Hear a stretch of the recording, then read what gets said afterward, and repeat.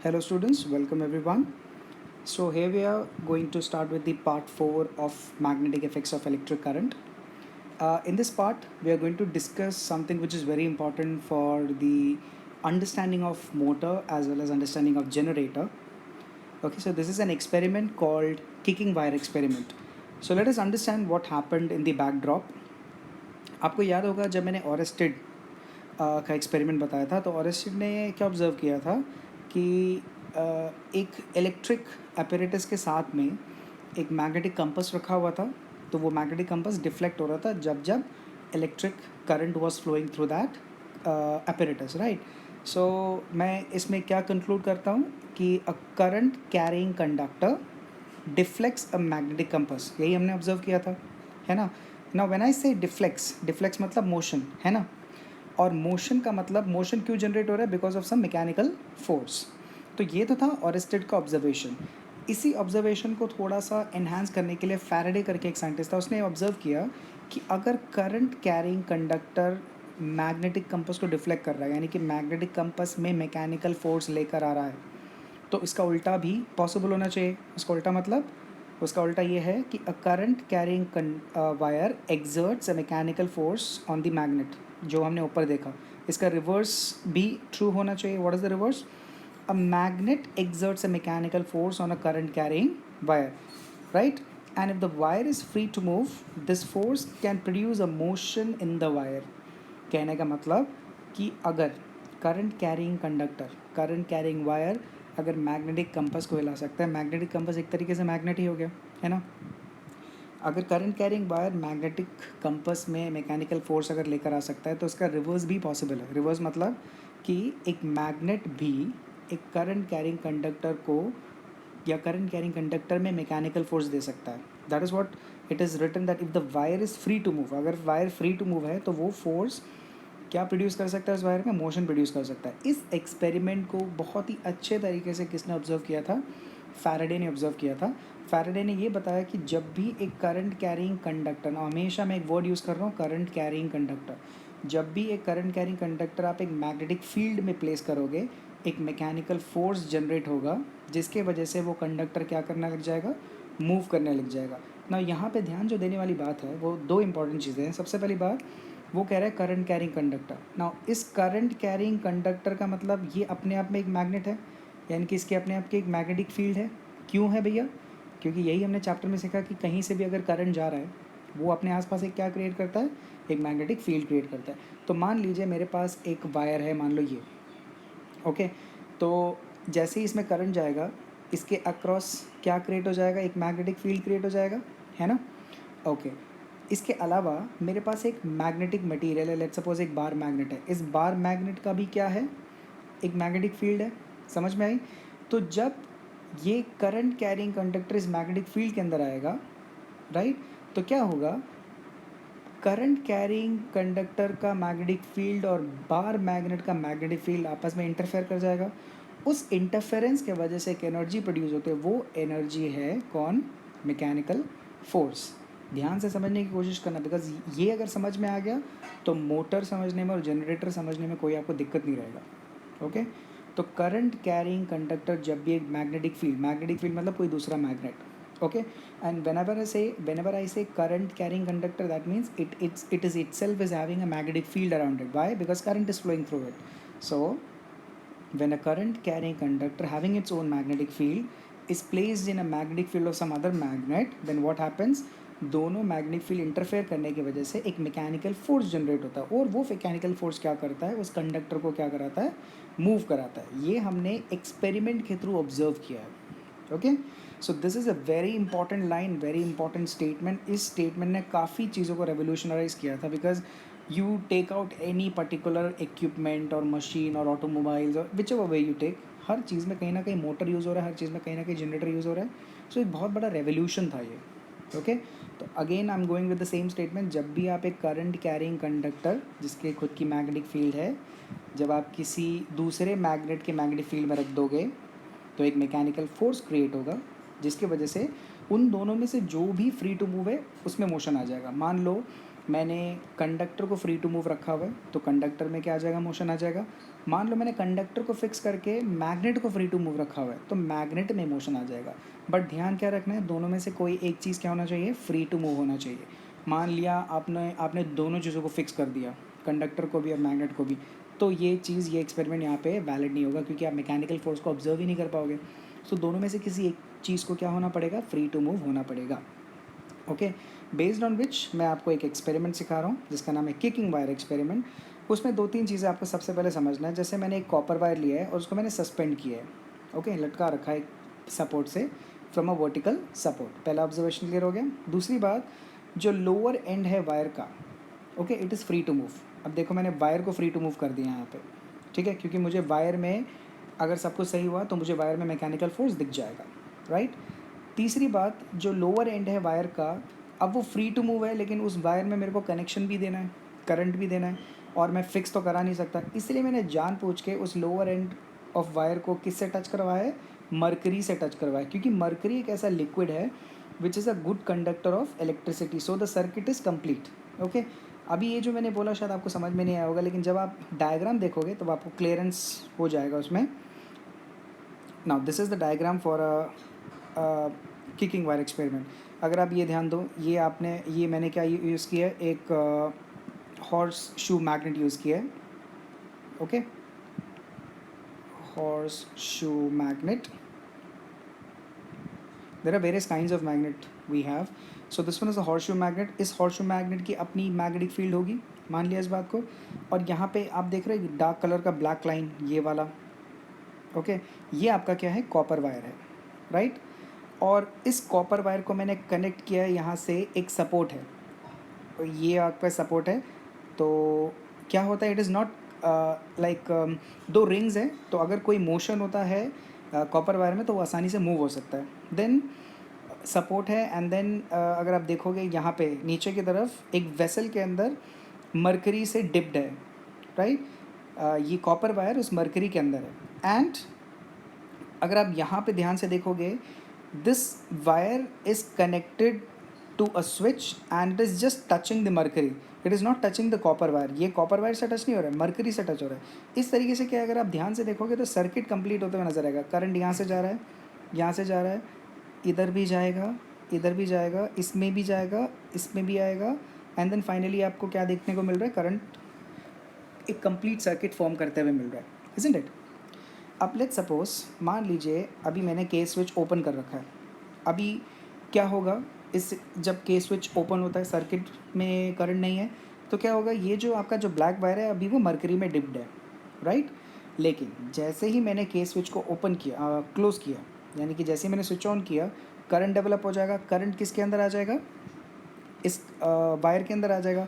जैसे ही current wire के अंदर आया, क्या होगा, इस वायर में अपना क्या क्रिएट हो जाएगा, एक मैग्नेटिक फील्ड क्रिएट हो जाएगा, है ना। करंट कैरिंग कंडक्टर अपने आसपास एक मैग्नेटिक फील्ड क्रिएट करता है, मान गए बात को।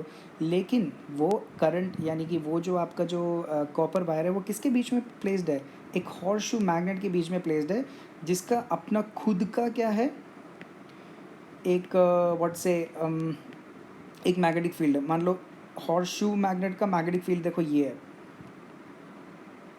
ओके। तो आप एक तरीके से देख सकते हो कि जो ब्लू लाइंस हैं और ये जो ग्रे लाइंस हैं आपस में इंटरफेयर कर रहे हैं। आपस में इंटरफेयर करने से क्या होगा, एक मैकेनिकल फोर्स क्रिएट होगा। अब मैग्नेट आपका फिक्स्ड है, मैग्नेट तो मूव होगा नहीं। Who is free to move, the wire is free to move. तो जैसे ही मैकेनिकल फोर्स क्रिएट होगा, एकदम से एक किक मिलेगा उस कॉपर वायर को, और वो जो ग्रीन डॉटेड लाइंस है वैसे आ जाएगा, okay. So I just show once again, I have to do redraw this entire system again, okay.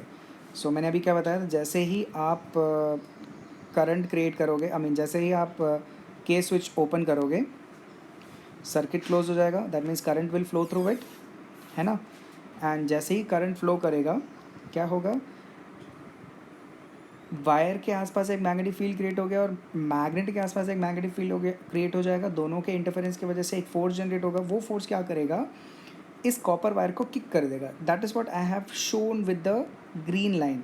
जैसे ही किक हुआ, वो मरकरी से निकल के बाहर चला गया, और जैसे ही मरकरी से निकल के बाहर चला गया, आप अगर आप ध्यान से देखो यहाँ पे उसका कांटेक्ट हट गया, मरकरी से कांटेक्ट हट गया उसका, और जैसे ही मरकरी से कांटेक्ट हट गया क्या होगा, अब करंट फ्लो नहीं करेगा क्योंकि सर्किट ब्रेक हो गया। मरकरी से जैसे ही कांटेक्ट हट जाता है क्या होता है, सर्किट ब्रेक हो गया, करंट फ्लो नहीं करेगा, और वो ग्रेविटी की वजह से वापस कहाँ चले जाता है, नीचे आ जाता है। ठीक है, पहले किक हो जाता है, बाहर चले जाता है, एंड देन ग्रेविटी की वजह से वो वापस नीचे आता है, और जैसे ही नीचे आया वापस किसके कांटेक्ट में आया, वापस वो मरकरी के कांटेक्ट में आ जाता है। वापस मरकरी के कांटेक्ट में आने की वजह से क्या होता है, वापस से करंट आ जाता है उसके अंदर, और वापस से करंट आने की वजह से क्या होता है, अगेन इंटरफेरेंस हुआ, इंटरफेरेंस की वजह से मैकेनिकल फोर्स क्रिएट हुआ, और वापस से वो क्या हो जाता है, बाहर किकड आउट हो जाता है। सो ये जो सिस्टम है वो बार बार रिपीट होता रहता है। ओके, बाहर गया अंदर आया, और बाहर गया और अंदर आया, so it complete goes like a kick. तो इसीलिए इसको किकिंग वायर एक्सपेरिमेंट बोलते हैं। सो ध्यान देने वाली क्या बात है, ध्यान देने वाली बात यह है कि मैग्नेटिक फील्ड में अगर आप एक करंट कैरिंग कंडक्टर, सिर्फ कंडक्टर नहीं, करंट कैरिंग कंडक्टर को लेके जाते हो, तो दोनों के मैग्नेटिक फील्ड के इंटरफेरेंस की वजह से एक एनर्जी जनरेट होती है। वो एनर्जी क्या है, मैकेनिकल फोर्स, और वो मैकेनिकल फोर्स कंडक्टर या मैग्नेट दोनों में से जो भी फ्री होगा उन दोनों में से किसी को क्या कर देगा, किक कर देगा, राइट, या मूव करा देगा। That is what the crux of this entire what we say experiment. और मैंने जानबूझ के मरकरी लिया है क्योंकि मैं इस वायर को मैं फिक्स नहीं करके रख सकता, इस वायर को मुझे मूव कराना था, इसलिए मैंने क्या किया, मैंने नीचे मरकरी लिया है सो दैट मोशन पॉसिबल हो। ओके, अब इस मैकेनिज़्म को एक एक करके समझते हैं, राइट।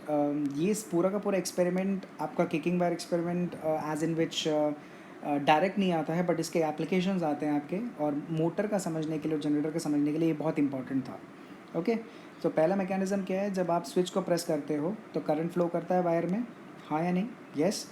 जैसे ही करंट फ्लो करता है there is interference in the two magnetic field, है ना, जिसकी वजह से फोर्स इज एक्सर्टेड। अब वो फोर्स क्या करता है, वायर को किक आउट कर देता है in the forward direction, right. Okay fine, next observation क्या है, when the lower end of the wire is kicked out, it's contact with mercury is broken, जैसे मैंने कहा। अब उसकी वजह से क्या होता है, due to which the circuit breaks and the current stops flowing. Okay, अब जैसे current stops flowing, what happens next, since no current flows no force will be acting, है ना, so the wire will fall back to its original position. Original position मतलब वापस mercury में, लेकिन जैसे ही the lower end of the wire touches the mercury again, current flows through it and the wire is kicked out again. So this goes on and on. कब तक, the action is repeated as long as the current is passed through it. So that is why it is stated as the kicking wire experiment. अब एक बहुत important conclusion जो Faraday ने निकाला, वही जो उस एक्सपेरिमेंट का हेडिंग था, that when a current carrying conductor is placed in a magnetic field, it creates a mechanical force, right, on the conductor which makes it move. Okay, ध्यान क्या रखना है, इन दोनों में से कोई एक चीज़ फ्री टू मूव होना चाहिए। अब सबसे इम्पॉर्टेंट बात आती है कि किस डायरेक्शन में मूव करेगा, यानी कि डायरेक्शन ऑफ फोर्स हमें पता होना चाहिए। सो काफ़ी सारे एक्सपेरिमेंटेशन के बाद ये पता चला कि जो डायरेक्शन है फोर्स का वो दो चीज़ों पे डिपेंड कर रहा है, direction of current and direction of magnetic field. फिर हमें ये देखना था कि फोर्स का जो इम्पैक्ट है, मैग्नीट्यूड है, वो मैक्सिमम कब आएगा। Okay, we just wanted to see कि कौन से पर्टिकुलर पोजीशन पे मुझे मैक्सिमम फोर्स मिलेगा। तो मुझे ये पता चला that the direction of force acting on a current carrying conductor place in a magnetic field is always perpendicular to the direction of current and perpendicular to the direction of magnetic field. मतलब अगर आपका current का direction ये है और magnetic field का direction ये है, मैग्नेटिक फील्ड मतलब एक पर्टिकुलर मैग्नेट का, और करंट का डायरेक्शन ये है, दोनों आपस में परपेंडिकुलर है, तो फोर्स का डायरेक्शन क्या होगा, एग्जैक्टली जेड एक्सिस में होगा, राइट।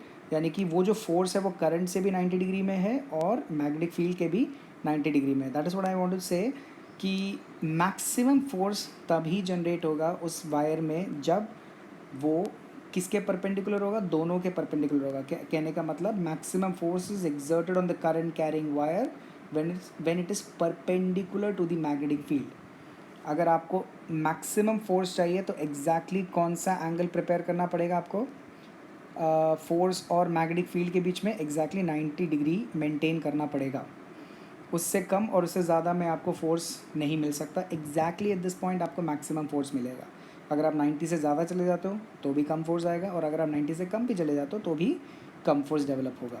और मज़े की बात यह है, no force will act when the current carrying wire is parallel to the magnetic field. Parallel मतलब क्या है, दो ही कंडीशन है, या तो एंगल 180 डिग्री है या एंगल 0 डिग्री है। जैसे अभी आपको मैंने बताया कि मैक्सिमम फोर्स कब जनरेट होगा, जब सब कुछ 90 डिग्री पर होगा।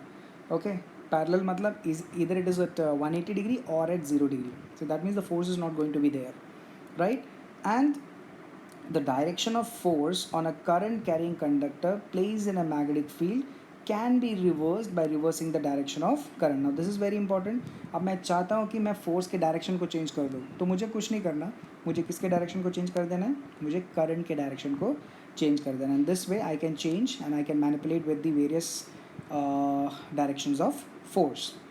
ओके, तो इस पूरे चीज़ को अच्छे से आप एक बार गो थ्रू करिए, बिकॉज तभी आपको एक आइडिया मिलेगा। अभी हमने पूरा जो एक ऑब्जर्वेशन देखा है, हमने यही देखा है कि जब आप एक करंट कैरिंग कंडक्टर को मैग्नेटिक फील्ड में प्लेस करते हो तो एक मैकेनिकल फोर्स जनरेट होता है जो उन दोनों में से किसी एक को मूव करा देता है, जो कि फ्री टू मूव होगा। और सबसे लास्ट कंक्लूजन ये बताया, जो डायरेक्शन ऑफ फोर्स है, यानी कि मैकेनिकल फोर्स की जो डायरेक्शन जो होगी वो दो चीज़ों पे डिपेंड करते हैं, direction of current and direction of magnetic field. और बेस्ट रिजल्ट यानी कि मैक्सिमम फोर्स कब जनरेट होता है, जब तीनों आपस में 90 डिग्रीज में हो, यानी कि the current, the magnetic field and the force all are at 90 degrees to each other. That is what this statement means, that the maximum force is exerted on the current carrying wire when it is perpendicular to the direction of magnetic field.